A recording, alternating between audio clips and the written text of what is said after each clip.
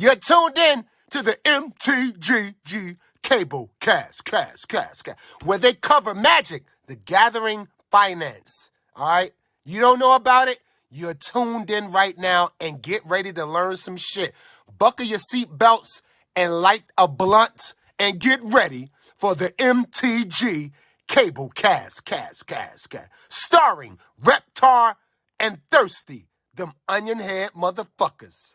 Alrighty, everyone. Welcome to the newest episode of the Cabalcast. And this week, we are finishing part 2 of 2 in our What We Would Do Differently If We Were WotC episode. Yes. Structured a little bit differently this time, but take it away. Yep. So, because the two topics we each have left kind of blend into each other fairly well, it's just going to be my two and then Thirsty's My two. Yep. So, because Thirsty's will actually blend into next week's episode where we're going to kind of pick apart some of what's going on right now with the hey, complain here posts that we're seeing and some structural issues. We're going to kind of leave a cliffhanger here. So for me, the 2 points that I have basically can kind of be umbrellaed as recouping losses. And the first thing that I would look to do based on the layoffs that we saw before the holidays in order to keep our C-level bonuses, what is going to be to reduce payroll.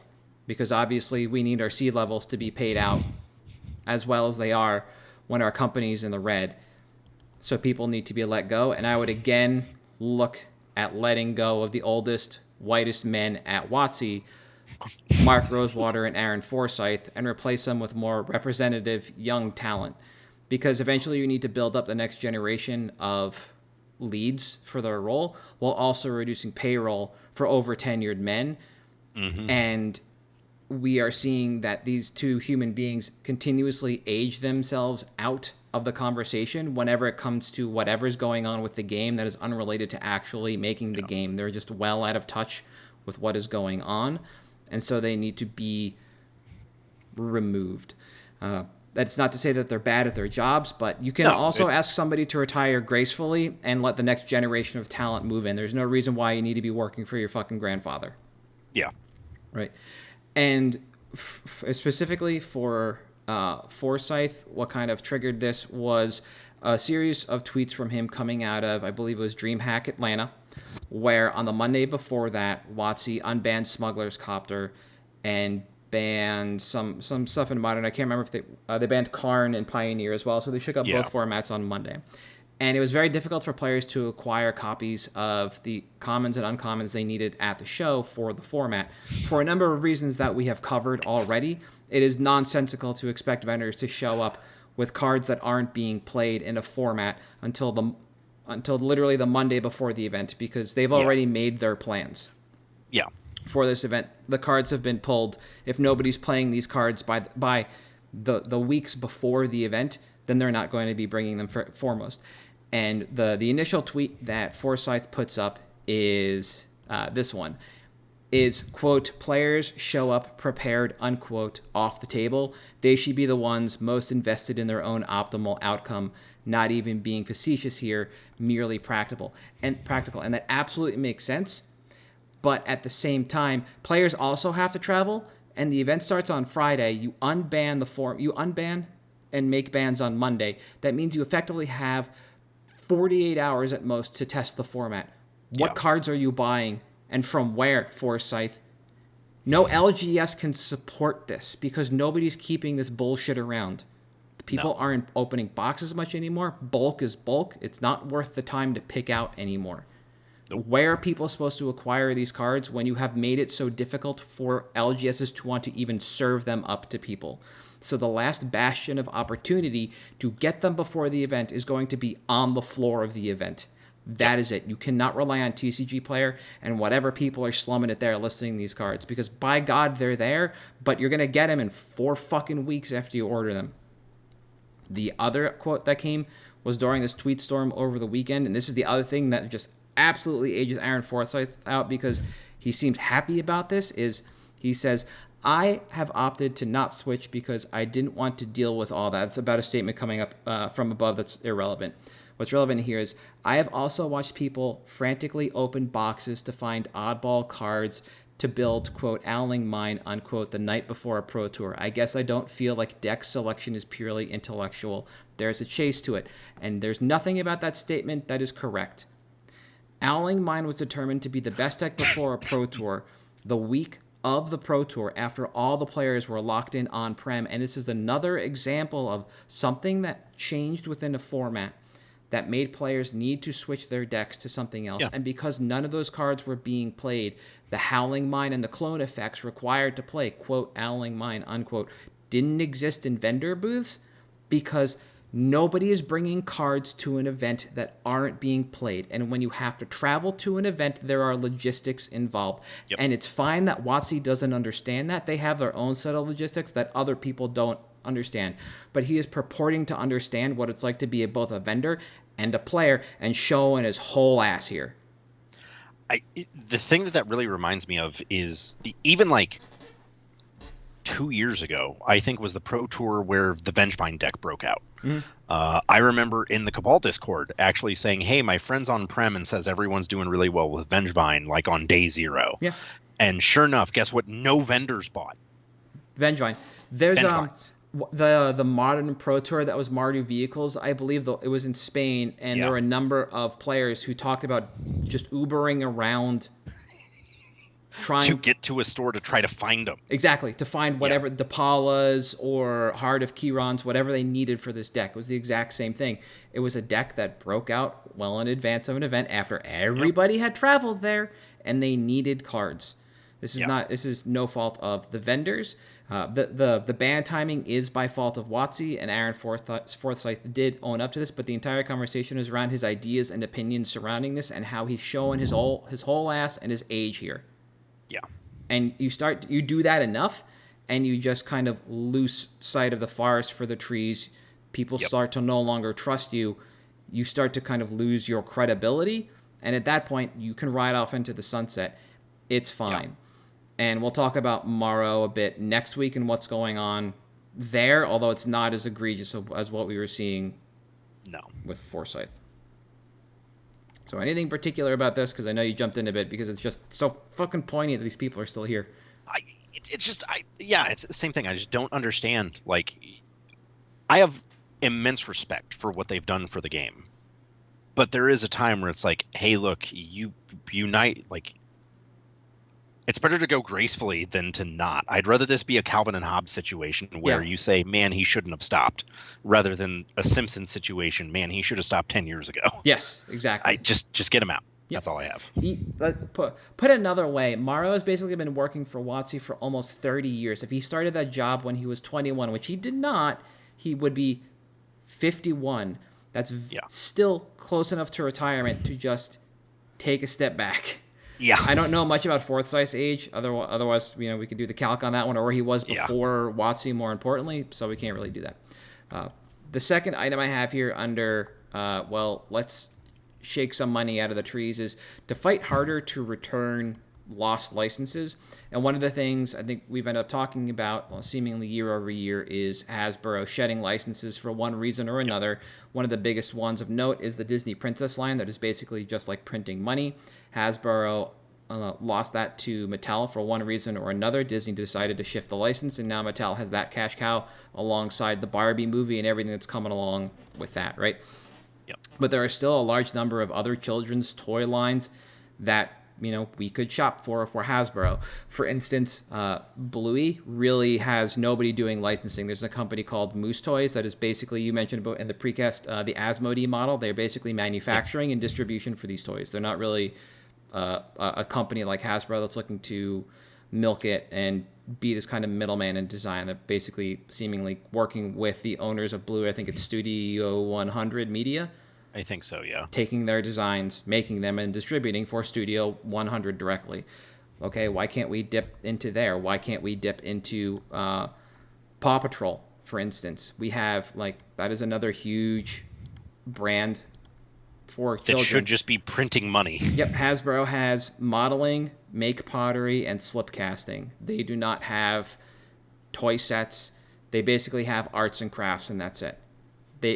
There are so many different types of puzzles and games and toys that could be licensed off of this, the more you look into licensing, and I'll put up a link to the website that I used for this, that there's no reason why you couldn't try and wet your beak and jump in on a brand like this, especially when you are known for children's toys.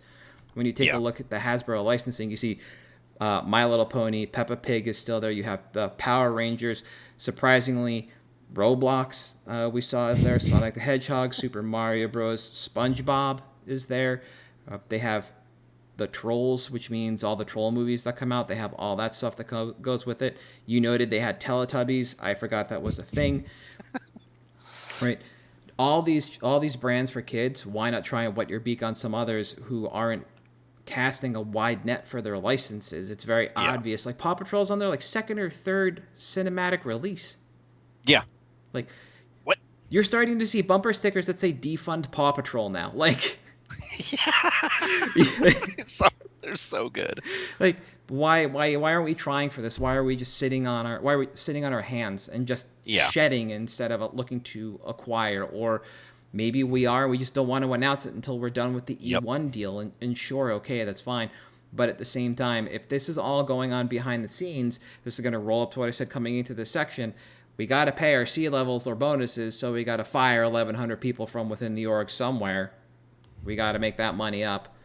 Obviously, it's not going to be the licensing. Couldn't be.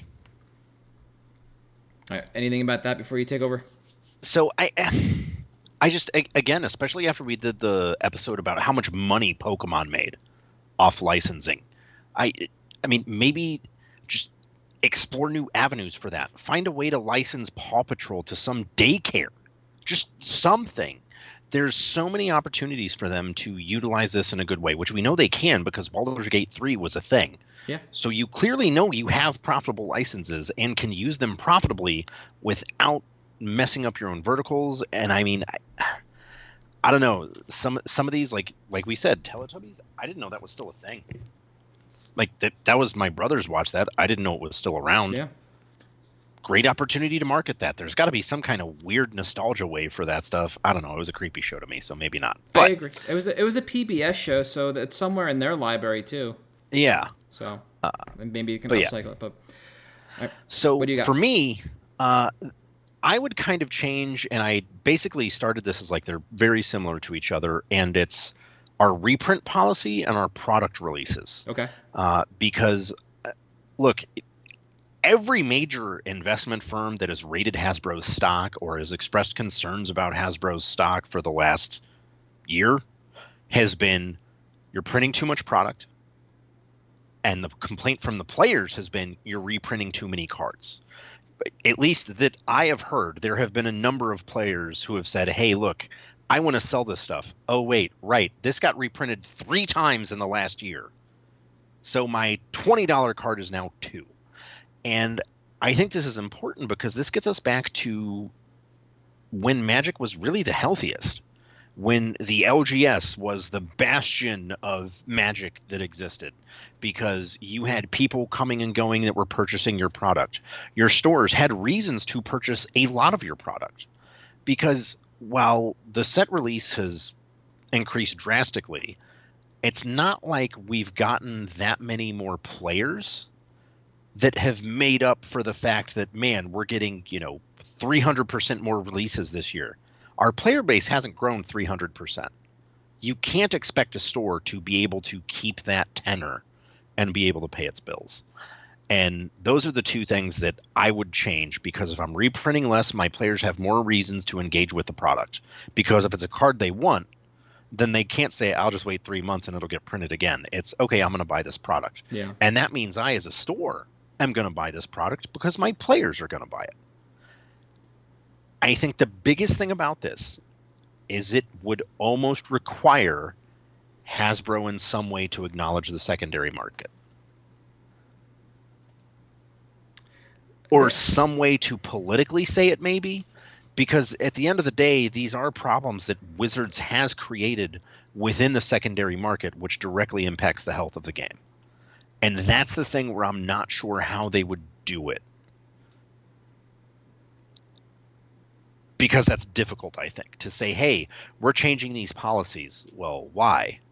Well, because we you guys can't afford it. How do you not acknowledge the secondary market when you do that? That's the one problem I see. But I am immediately saying, hey, look, let's tone down production on standard run sets. Let's tone down on-demand sets. Because at this point, I mean, how many sets a year do we get some kind of delay on, right?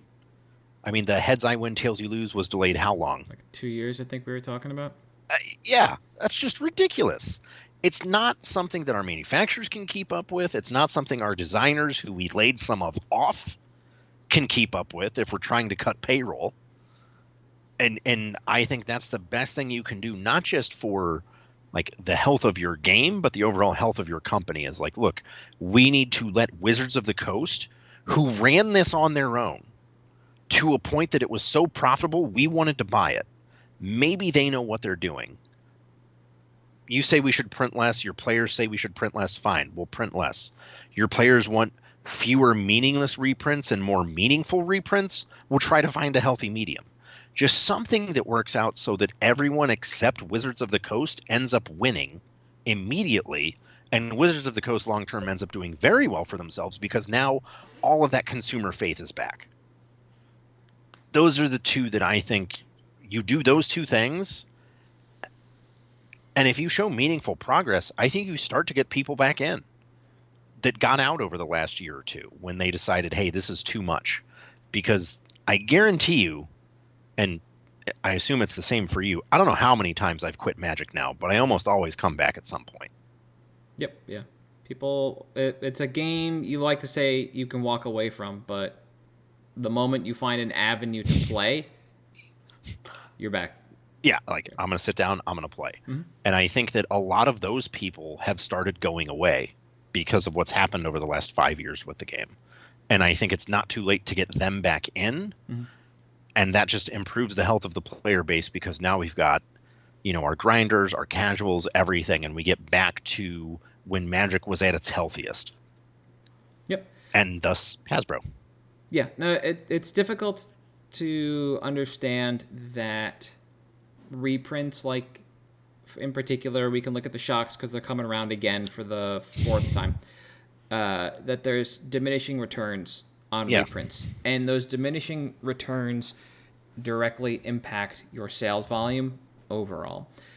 And when people see that the EV of a set is not worth the price of entry per pack. It hasn't even been worth the wholesale price of entry, which is the worst part. Yep, be it CB or otherwise, they will stop engaging with the product because it's just going to be cheaper to buy the single.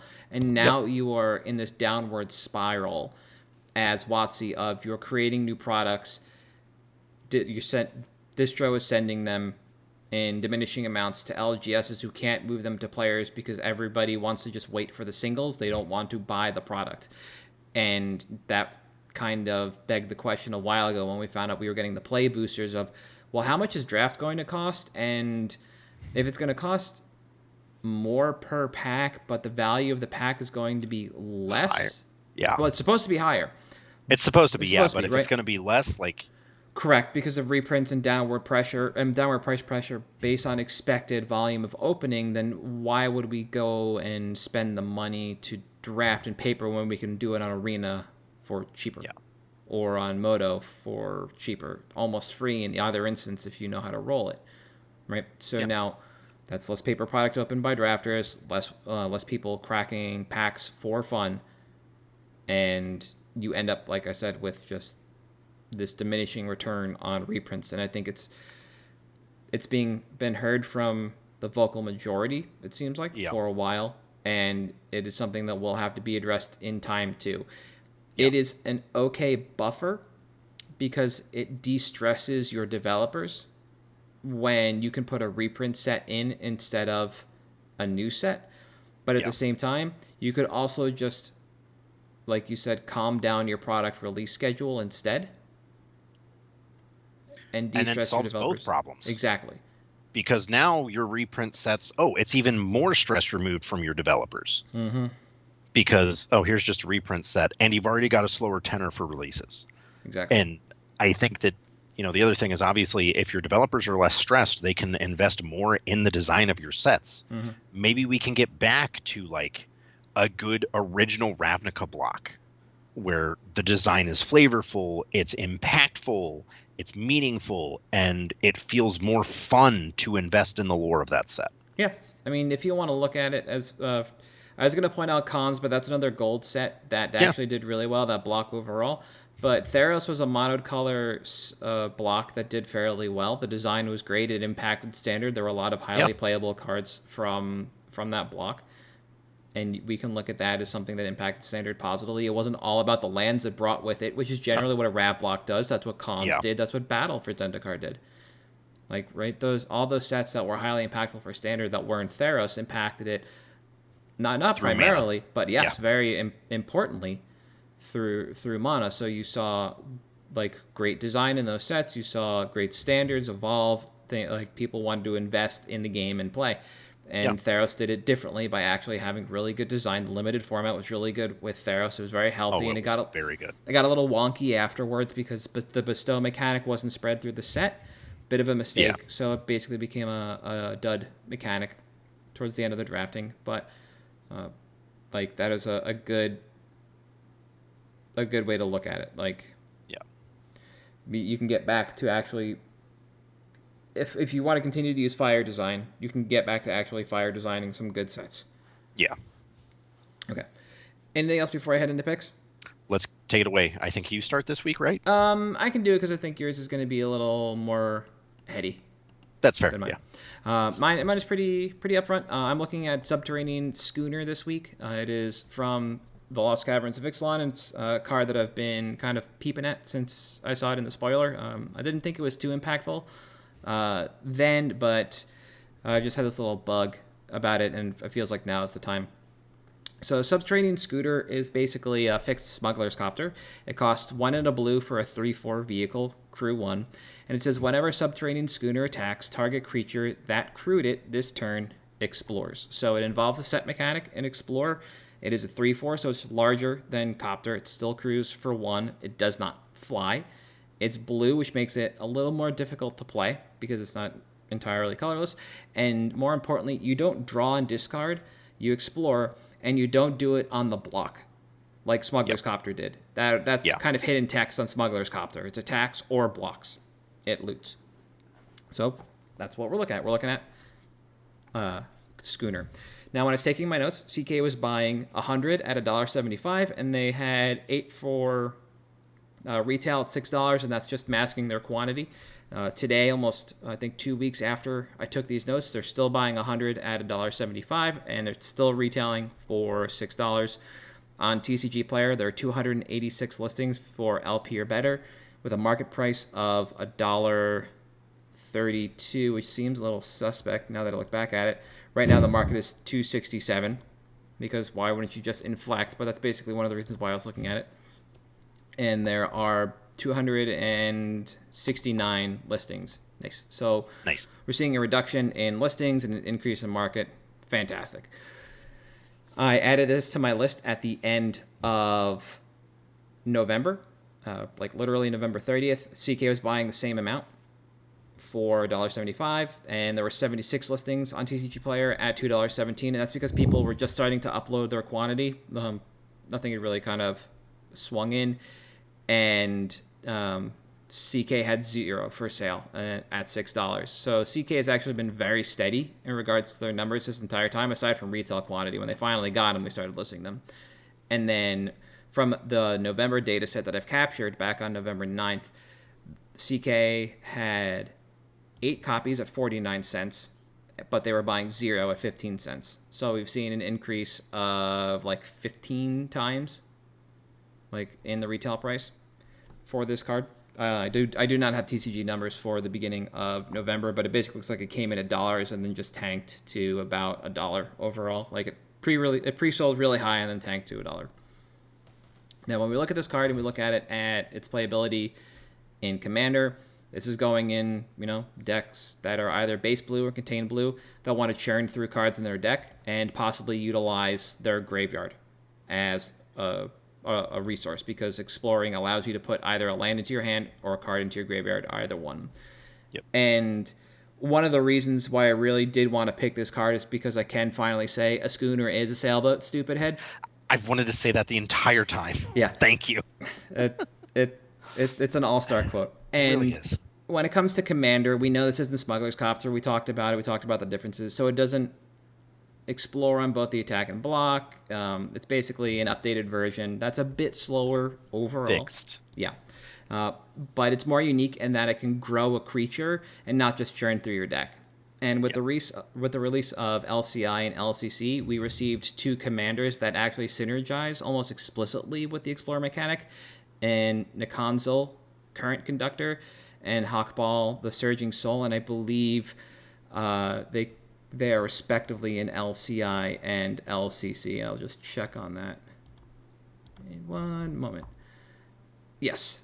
Nakanzil is from LCI and Hawkball is from LCC. And they basically work directly with Explorer. So this basically shows people that they can and should be utilizing the Explorer mechanic in Commander. Yeah. Because we're finally giving people a reason to. The Explorer mechanic, as we see with both of those 2 commanders, leans into the lands from hand style of ramp that we see from time to time, which powers up cards like Cultivate and Kendama's Reach, which leave a land in hand for later. So it also plays into landfall, and if you're curious what I mean by that, the console says, whenever a creature you control explores a land card, you may put a land card from your hand onto the battlefield tapped. So It doesn't have to be the land that was explored. It could be a land that you already had in hand, left over from Cultivate. And Hawkball has the text, whenever Hawkball of the Surging Soul attacks, you may put a land card from your hand onto the battlefield if you don't draw a card. And above that, it has text about exploring and what to do in combat with all of your merfolk and the Explorer mechanic. So it doesn't require the land that is in hand comes from the Explorer triggers. It could have been left there for any reason. So that's the land in hand ramp, right? Yeah. So this also, like I said, plays well into landfall-based decks. And there are a number of ways to be doing those kinds of things. So Schooner, these commanders, all kind of the Explorer mechanic, all lend themselves to landfall as well. You don't just have to stay in the Explorer realm. You can branch out a little bit and bring in some landfall stuff and kind of bolster your deck that way. Now, Schooner also feels reanimation or graveyard-based synergies, letting you mill a bit as you're trying to churn through your deck, though it's not incredibly reliable, because if you hit a land while you're not hitting anything you can't mill it. That's how the Explorer mechanic works, right?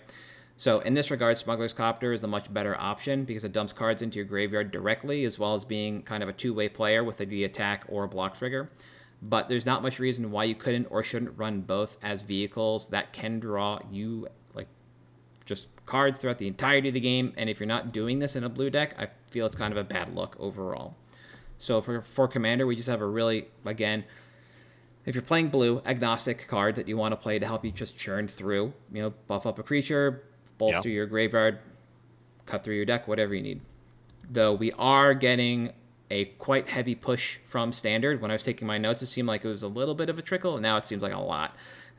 And this is seeing play in a few decks that are kind of in the Esper Shard. We're seeing in the Esper mid-range deck, which is a spin-off of the Esper Legends deck from the last year or two. And we're seeing both Zorius and Dimir Schooner decks that these two decks in particular play the same way, just with their respective partner pairing. So white-blue or blue-black. And it's basically just a tempo-based deck that involves Schooner to churn through the deck, pump up your little cards. Like for white, you have Skrell. For black, you have I don't know what.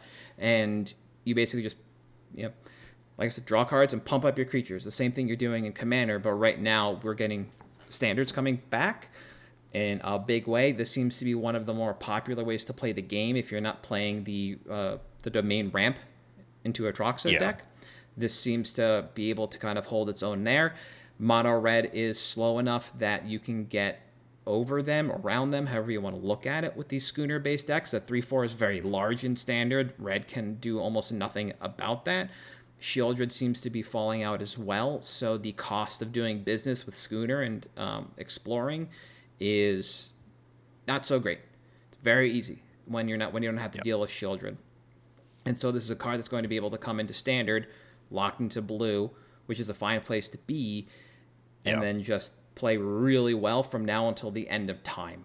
So we can look at this as a commander card, and like we showed, we should be looking at this as a standard card, I think, for the next, 2 years? That's the rotation? I think, yeah. I'll be honest, I don't remember right now. It's changed so much. Yeah, I haven't gone to whatisinstandard.com in a minute. So that's where I get my rotational information. Same. So when it comes to formats, that's what we're looking at for Schooner in both Commander and Standard. From a timeline standpoint, the sales velocity in this was pretty decent when I was taking my notes. I was selling about 20 copies a day. And at that rate, it's going to take 2 weeks, about 13 to 16 weeks to break through the drag. Sorry. It'll take a few weeks to break through the dregs of the individual listings and push this card up past $2. So that's what we're looking at. To make it to $3, it's going to take about maybe a month. From there, it's a slow and steady march to $3, $4, and $5. That will take more weeks. That's probably, like I was saying, about maybe 12-ish weeks to push this up to $3 or $4. Otherwise, we're just kind of looking at $2. Then right now in the open market is lagging well behind buy lists, by weeks. So we have an opportunity to arbitrage from TCG player to CK in the short term. And if people keep buying copies at CK prices, they'll happily pay more than market and allow us to churn. So if we're buying in now for, $1-ish and CK can't keep them in stock at $6, then we know this is close to a $6 card, so we can take our copies and list them at $4, and it's fine. I did mention there's arbitrage opportunity, and there absolutely is, because people are actually listing this card in a race to the bottom. You can basically, right now on TCG Player, scoop a lot of individual copies for $2 and change, which is just about the CK credit price. And in a couple of weeks, CK is most likely going to up their buy lists again, because it's a very large delta between a $6 retail and a $1.75 buy price. And when that happens, we will surely be able to continue to arbitrage all these low-hanging fruit over to CK. And this is another good example where the timeline to profit could be immediate if you want, but if you wait a bit longer, you should be able to make a bunch more money on this. Because, like I said, it seems like people are willing to pay $6, so we could out at $3 or $4 if we want to, surely, or we could just wait until the open market catches up the buy list. Yeah. As far as reprint equity goes, outside of Ixalan-related Commander product, we see the Explorer keyword in a very limited number of other Commander products. I think there was 1 or 2 others, and I think they might have been Commander Master stuff. So the product with the single largest amount of this stuff is actually the Doctor Who Commander decks with 2 cards with Explorer. And so from here, I wouldn't expect to see Schooner reprinted anywhere else. Yeah. Unless it was an Ixalan. We return to Ixalan again, and then we get the Explorer mechanic. Maybe in a Master set they want to do something more with Explorer, and so we'll see Schooner there, but that one's kind of hard to predict because they've had a number of opportunities to do so, and they've chosen not to. So we'll see. By quantity wise, I've got a dozen. They actually just came in, and I got them below the CK credit amount, but I do think throwing between $10 and $20 that this is the correct option right now. And the reason for this is not just because we can make profit to buy lists, or we can make a little bit of profit now, but because this is a standard player, and this will almost assuredly pick up in price. We are almost guaranteed to be able to move this to somewhere for money, especially when Karlov Manor's spoilers have started. People are going to forget about LCI. The draft environment is going to wither shortly. People are going to stop opening this set reliably, and whatever is out here now will be it. Yep. I think it's really good. I'm really high on the Explore mechanic because just from a design perspective, it seems fairly color agnostic. Yeah. And it seems like something that they could easily revisit anywhere, really. It doesn't have to be on Ixalan. It's just design-wise where they've gone so far. I think it's great, though. As fixed Smuggler's Copter, it's still busted. Especially, I would love to see if at some point Legacy Reanimator is slow enough that it needs this card. Oh, it needs Schooner or Copter? Yeah. Yeah. It's the buzz by. Right. I am going, I guess, a little bit headier. My picks, and this is a market call out for me. Sorry, did I interrupt? No. Okay, my bad.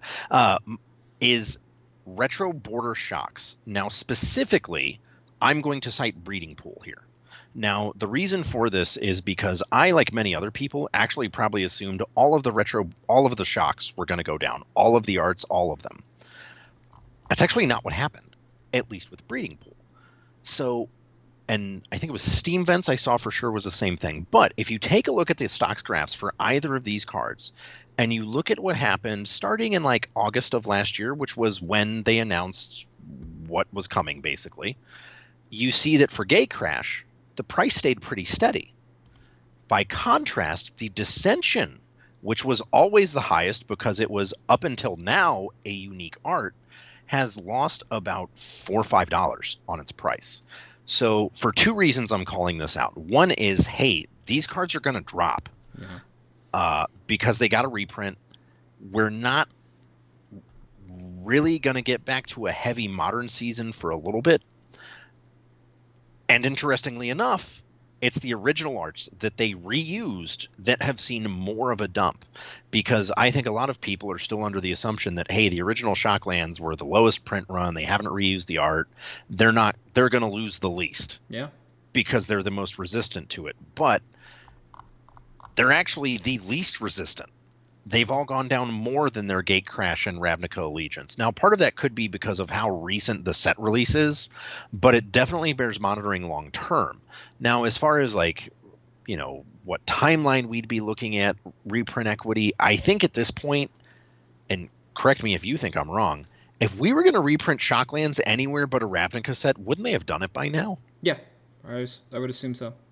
I mean, I guess, sure, we can go back to Ravnica every 3 years at this point, I guess.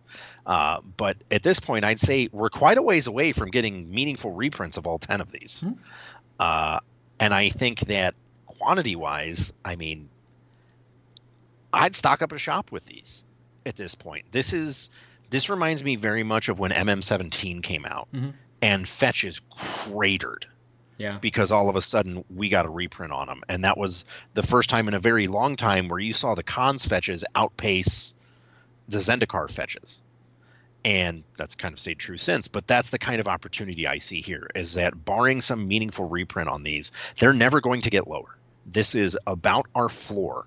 I'd say within the next month of when this episode airs is probably your time to strike on that stuff. Because that's when you'll have peak open. I will say anecdotally, we had our premium event this past weekend for the Ravnica Remastered release. We had like 40 people there. For an increased cost event with the same payout. And that speaks volumes to me about how much limited of this format is going to be played. So I would expect the prices to, within the next month of this airing, hit their bottom. And I would be looking very carefully and monitoring the movement on not just the originals, particularly the originals, because if they've lost the most, it stands to reason they will continue to lose the most. But the others as well, because, my God, if we get to a world where we have not only $9 Marsh Flats, but $4 Godless Shrines, that sounds insane to me. I would never in a million years have thought we would be there, but we may actually get there. Yeah. And I think that just merits keeping an eye on, because these are evergreen cards. They'll see play in Modern, they'll see play in Pioneer, they'll see a ton of play in EDH. And while we may never get them in Standard again, they'll still see play in every format they're legal in. So really good opportunity that people should pay a little bit more attention to, because this is a little bit more nuanced than I thought, with the originals losing more than the others. But it was something I wanted to call out, that, hey, pay particular attention to this over the next month, because it's a really good long-term opportunity, especially if it's seeming like we're getting in our standard RCQ season way more emphasis on queuing on Arena than we are in LGSs. Okay. So are you looking at basically, like, say I have a couple extra Dissension and Gatecrash shocks to ditch them? So I don't know if I would be looking to ditch right now, unless it continues to bear out that the price stays the same on them, in which case I'd either ditch them now or consider maybe I just want to convert these to like, these are my long-term ones. Let me dump my Dissension ones, and my Gatecrash and Ravnica Allegiance ones are the ones I hold on to because they have the most appreciation possible. Okay. Because their art wasn't reused. And I think this is also really interesting as like a case study, because if you think about it, this was something you basically mentioned, because I thought, oh, the Gatecrash one has to be the most printed because of Dragon's Maze. But you're right, the RNA print run was much larger. So seeing the card with up to this point the lowest stock, the lowest open compared to the others, be the one that lost the most, I can't really think of another time in Magic where we've seen a reprint do that. And that's kind of interesting to me, as something to maybe pay attention to see what happens with them long term. Yeah. No, I like the call out because these are always interesting to do, and each shock is going to present its own unique case here.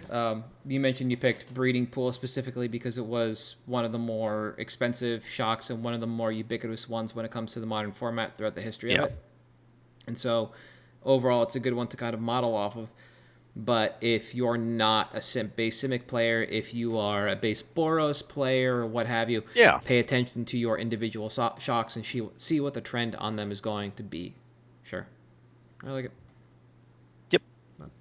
I think that's going to be it for this week. We will be back next week to kind of dovetail off of everything you talked about in this episode and in product releases and what's going on there.